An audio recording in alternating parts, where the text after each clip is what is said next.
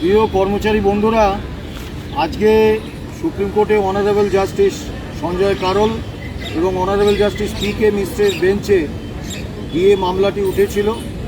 আমরা ইতিমধ্যেই লিখিতভাবে সুপ্রিম কোর্টে আমাদের বক্তব্য দাখিল করেছি, যেখানে আমরা বলেছি যে all India consumer price index মেনেই ডিএ বা ডিয়ারনেস রিলিফ ক্যালকুলেশন করতে হবে। সুপ্রিম কোর্টের রায় অনুসারে কোনো স্টেট বেসড সিপিআই চলবে না।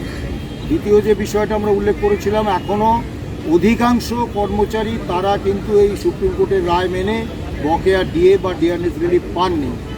গ্র্যান্ট ইন এড ইনস্টিটিউশনসের কর্মরত এবং অবসরপ্রাপ্ত কর্মীরা, অর্থাৎ বোর্ড, কর্পোরেশন, পঞ্চায়েত, পুরসভা, তারপরে আন্ডারটেকিংস, শিক্ষক, শিক্ষাকর্মী, এদের অ্যাকাউন্টে এক নয়া পয়সা এখনও বকেয়া ডিএ ঢোকেনি। শুধু তাই নয়, সরকারি কর্মচারীদের মধ্যেও ওয়ার্ক চার্জ কর্মচারী, ডেলি রেটেড কর্মচারী এবং সরকারি ডিএ গেটিং চুক্তিভিত্তিক কর্মচারী, তারাও কিন্তু এক নয়া পয়সা পাননি। এগুলো আমরা লিখিতভাবে দিয়েছি, কিন্তু আজকে শুনানিতে সেরকম কিছু হয়নি। আমাদের আইনজীবী ফিরদৌস শামীম আছেন, উনি বলবেন। সাধারণ সম্পাদক মলয় মুখোপাধ্যায় রয়েছেন, উনিও বলবেন। আজকে মূল বিষয় যেটা হয়েছে যে মহামান্য সুপ্রিম কোর্ট পুরো বিষয়টা মালহোত্রা কমিটির কাছে দিয়ে দিয়েছেন। সেখানে রেসপন্ডেন্ট সংগঠনগুলির প্রতিনিধিদের নাম দিতে বলেছেন এবং ওই মালহোত্রা কমিটিতেই এই বিষয়গুলি নিয়ে আলোচনা হবে। এক্ষেত্রে সংগঠনগতভাবে confederation of state government employees মনে করছে যে দীর্ঘ 11 বছর ধরে মামলা চলার পরে আজকের এই নির্দেশ কার্যত এই বিষয়টাকে আরও দীর্ঘায়িত করবে। কিন্তু যেহেতু মামলা সুপ্রিম কোর্টে পেন্ডিং এবং আমরা সুপ্রিম কোর্টের কাছেই ন্যায় বিচার চাইতে এসেছি, কোনো অ্যাডভার্স মন্তব্য আমরা করব না, আমরা আশাটুকুই করতে পারি। এবারে আমাদের আইনজীবী ফিরদৌস শামীম তিনি দু এক কথা বলবেন। আজকে মূলত যেটা হয়েছে যে কনফেডারেশন অফ স্টেট গভর্নমেন্ট এমপ্লয়িজের পক্ষ থেকে যে নামগুলো দেওয়া হয়েছে যে কারা কারা থাকবেন, এবং সেক্ষেত্রে আদালতেই বলেছিলেন যে আমি থাকবো, গোপা থাকবে, শ্যামলদা থাকবে, অন্যান্য সংগঠনের পক্ষ থেকে যারা থাকবেন। এর আগেও 10টা কমিটি মিটিং হলেও একটা মিটিংয়ে ডাকা হয়েছিল, কিন্তু অন্য মিটিংগুলোতে আমাদের ডাকা হয়নি এবং ইভেন আমাদের যে রিটেন সাবমিশন সেটাও কনসিডার্ড হয়নি। আমাদের বক্তব্য খুব পরিষ্কার যে ডিএ এআইসিপিআই অনুযায়ী দিতে হবে, এটা রায়ে বলা আছে। এবং আজকে আদালতও এই কথা জিজ্ঞাসা করেন যে এই যে প্রভিডেন্ট ফান্ডে টাকা ঢুকিয়ে দেওয়া হলো, এটা পেলেন কোথা থেকে। এই যে প্রসিডিংস চলাকালীন সর্বমোট 41,770 কোটি টাকা রিলিজ করতে হবে স্টেট গভর্নমেন্টকে। এই ডাটাটা স্টেট গভর্নমেন্টের পক্ষ থেকে আদালতে দেওয়া হয়েছে, অথচ আজকে স্টেট গভর্নমেন্টের পক্ষ থেকে বলা হচ্ছে 7,000 কোটি টাকা রিলিজ হয়েছে। তাহলে বাকি টাকাটা এখনো কেন রিলিজ হলো না? তার কারণ হচ্ছে গ্র্যান্ট ইন এড, পঞ্চায়েত, মিউনিসিপ্যালিটির কর্মী, শিক্ষক, শিক্ষাকর্মী, কলেজ শিক্ষক, এই সমস্ত কর্মীবৃন্দ তারা পাননি, তারা এখনো পর্যন্ত ডিএ পাননি। ইভেন কেএমসি এরিয়ায় পেনশনাররা তারা টাকা পাননি, বা যারা এমপ্লয়ি তারা টাকা পাননি। ফলে বৃহৎ সংখ্যক এমপ্লয়ি এখনো পর্যন্ত এই রায়ের যে বেনিফিট সেটা পাননি। স্টেট গভর্নমেন্ট তারা বলছেন যে এআইসিপিআই ডাটাটিকে তারা রিপ্লেস করতে চান WBCPI দিয়ে, এটা রায়ের কোথাও বলা নেই। 85% নিউট্রালাইজেশনের কথা, এটা রায়ের কোথাও বলা নেই। ইভেন 100% নিউট্রালাইজ করে যে তারা টাকা দিচ্ছেন সে কথা ইভেন স্টেট গভর্নমেন্ট নিজে নোটিশ দিয়ে বলেছিল। এখন পর্যন্ত সেখান থেকে ডিভিয়েট হওয়ার কোনো প্রকার কারণ নেই, রায় বলবৎ রয়েছে।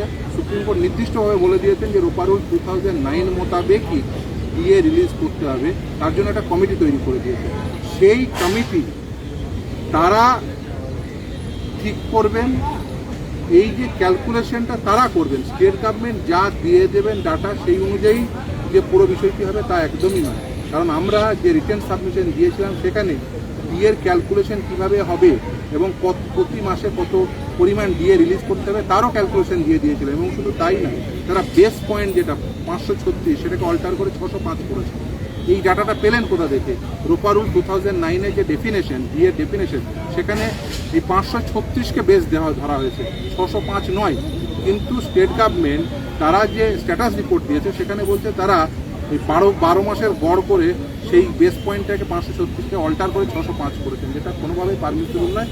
এর ফলে কী হয়েছে, যারা কর্মচারী যারা ডিএ অনেক বেশি পরিমাণ পাওয়া উচিত এরিয়া ডিএ, সেটা অনেক কম পেয়েছেন। এবং শুধু তাই না, বৃহৎ সংখ্যক এমপ্লয়ি, গ্র্যান্টি নেট, শিক্ষক, শিক্ষাকর্মী, কলেজ শিক্ষক, শিক্ষাকর্মী, পঞ্চায়েত, মিউনিসিপ্যালিটি সহ অন্যান্য আন্ডারটেকিংয়ের যে সমস্ত এমপ্লয়ি রয়েছেন, যাদের রোপারুল 2009 মোতাবেক যারা সেম ডিএ ডেফিনিশন রয়েছে, তারা এখনও পর্যন্ত তারা পাননি।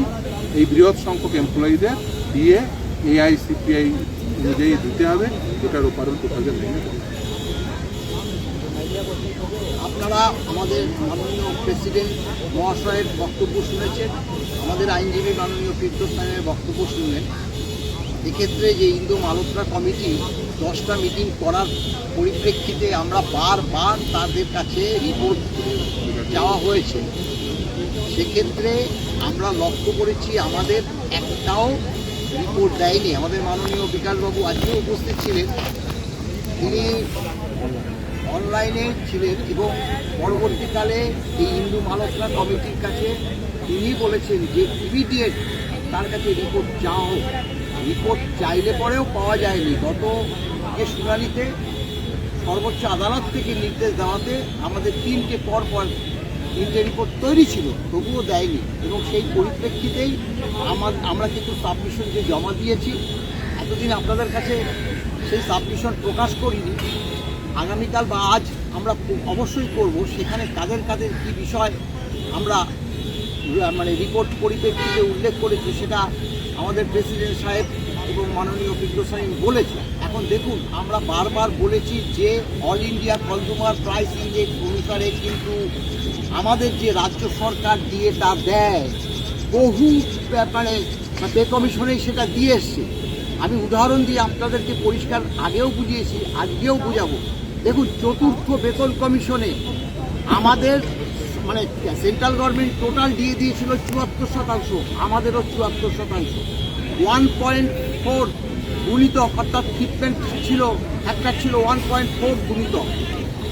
এবার পঞ্চম বেতন কমিশনে আসুন, সেখানে 125 সেন্ট্রাল গভর্নমেন্টের দিয়ে, আমাদেরও কিন্তু 125, যেটা নিয়ে মামলা। আমরা এই ব্যাপারটা বলি, 1/1/16-তে আমরা পাচ্ছি 75, central government, other state government, এমনকি এই যে আমাদেরই কর্মচারী দিল্লি বা চেন্নাইতে কাজ করে, তারা কিন্তু সেই 50% পাচ্ছে। এবার দেখুন, এই 50% কিন্তু দিয়েছে, এই 50% আমাদের কিন্তু দিয়েছে, আমরা সকলেই এনজয় করেছি, কিন্তু আমরা নির্দিষ্ট সময় থেকে পাইনি। অর্থাৎ ব্যাকলগগুলো দিচ্ছিল, সেই ব্যাকলগগুলোই আমরা কিন্তু ক্লেম করেছি। অর্থাৎ আমাদের ডিএটা দিয়েছে, ব্যাকলগ ক্লেম করেছি, সেটা সর্বোচ্চ আদালত রায় বলেছে, কিন্তু তারা সেই ব্যাকলগ থেকে কেটে নিচ্ছে। একবার যদি দিয়ে দেয়, সেখান থেকে কেটে নিতে পারে। 50% ডিএ জায়গায় 25% পড়েছে। হয় কেন? আমাদের 12% ডিএ হয়েছে, সেখানে 2% দিয়েছে, 10% কেটে নিয়েছে। 6% জায়গায় বলেছে না, এটা 6% দেওয়াটা বেশি হয়ে গেছে, আমরা এটাকে 3% দেব, -3 করেছে। এইভাবে ডিএ করে তারা 605 পয়েন্টে এনে যত পয়েন্ট বেশি হবে তত ডিএটা কম হবে। সেইভাবে করে সরকার এমন একটা জায়গায় নিয়ে এসছে যাতে আমরা কম পেয়েছি 57%। আমরা তো সেটা ছেড়ে দেবো না। দেখুন, আমরা কিছুটা হতাশ।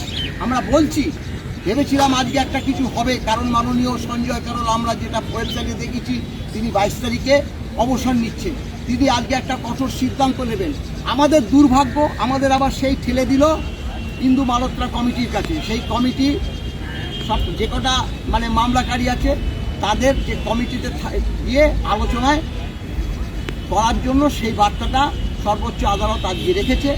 আমরা আমাদের নাম দিয়ে দিয়েছি এবং সেই পরিপ্রেক্ষিতে যেদিন মিটিং হবে সেদিনই আপনারা পরবর্তী পদক্ষেপ জানতে পারবেন।